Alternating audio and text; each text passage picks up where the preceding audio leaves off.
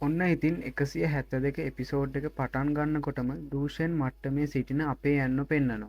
යන් කියනවා star real දර්ශනය හරිම ලස්සනයි. මේ හොඳ විවේක ස්ථානයක්ද වනු ඇත. ගූයෝ කියනවා අවුරුදු දෙකකට කලින් මේ කොල්ලා පීක් 9 චෙන් ඩූසන් කෙනෙක් විතරයි. දැන් ඔහු ඇත්තටම ඩූෂන් මට්ටමේ කෙනෙක්. අපි ඔහු වහාම ඉවර කළ යුතුයි. ඊට පස්සේ ඔවුන් අනිත් දෙදෙනාටත් කියනවා පහර දෙන්න කියලා. ඔන්න ඉතින් අපිට පෙන්නවා සියලුම ආත්මයන්ගෙන් ආත්ම දාමය කියලා ප්‍රහාරයක් එල්ල කරනවා.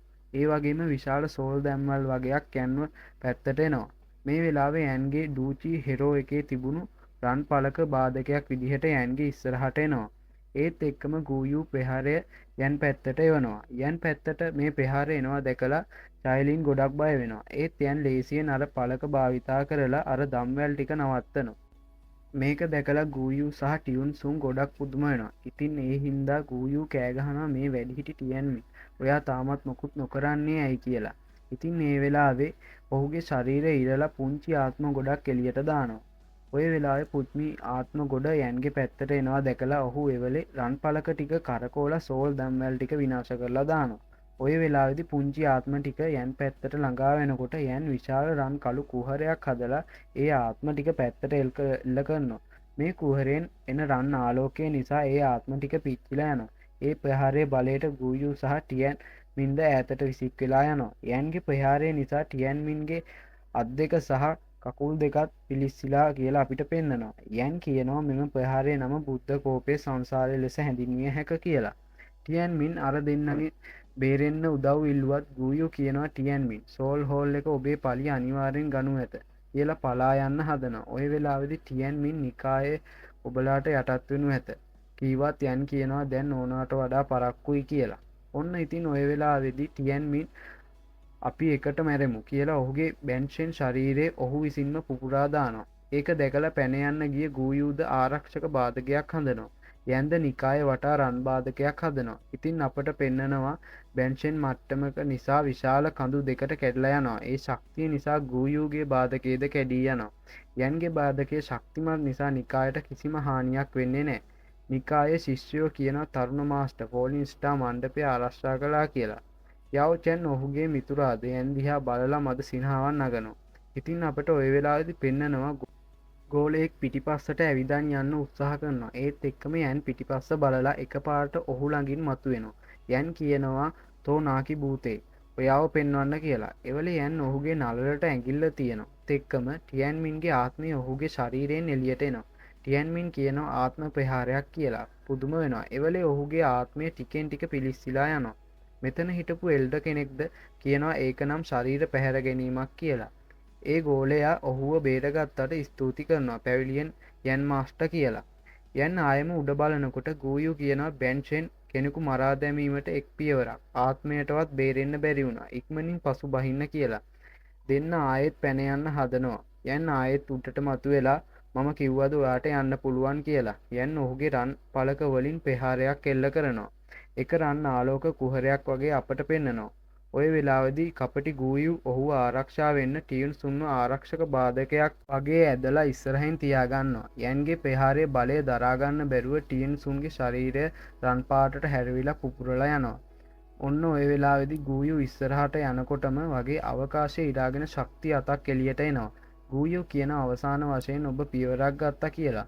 සතුටින් ඉදිරියට ගියත් ශක්තිය අත ඔහුගේ වැඩිගෙනම සම්පූර්ණයෙන් නිෂ්ඵලයි. ශියාව වංශයේ කනිෂ්ඨයෙකු විසින් පරාජය කරන ලද බොහෝ දෙනෙක් කියලා ගූයුව තියාගෙනම ඒ ශක්තිය අත යන්ගේ පැත්තට යනවා. යන් ඔය වෙලාවේ ප්‍රහාරයක් සූදානම් කරලා ඒ ශක්තිය අත රන් පාටට හරවලා පුපුරලා දාන්න හැදුවත් ඒ ශක්තිය වැඩි නිසා රන් පාට ලෝහය වගේ එක කඩා දානවා. ඒ ශක්තිය නිසා යන්ද පස්සට විසි වෙනවා. යන් කියනවා හුන් ක්ලෑන් එකේ ඩූෂන් කෙනෙක්. ඔන්න ඔය වෙලාවේදී ආයෙත් ගූයු කෑ ගහලා කියන ඔයා අපි මේ වෙලාවේ පරාද කරාට මොකද හුන් වංශයට බලවත් ඩූෂන්ලා ගොඩක් ඉන්නවා. ඔයාට අපිව දරා ගන්න බෑ කියලා. ඔන්න ඔය වෙලාවේදී යන් ප්‍රහාරයක් එල්ල කරනවා. හරියටම ගූයුව ඉලක්ක කරලා. ඉතින් මේ ප්‍රහාරයේ වැදුණු ගූයු හුස්ම ගන්න අමාරුව ඔහු කියන ඉක්මනින් යමු කියලා. යන් තව ප්‍රහාරයක් එල්ල කරන්න හදෙද්දිම ඩූෂන් ශක්තිය අත එකපාරටම යන්ගේ ඉස්සරහින් මතුවෙලා ඔච්චර අහංකාරකමක් විදිහට හැසිරෙන්න එපා. සියෝ ක්ලෑන් එකේ ජූනියර් කියලා කියනවා. යන් එහෙම ප්‍රහාරයක් ශක්තිය අත දෙසට එල්ල කරනවා.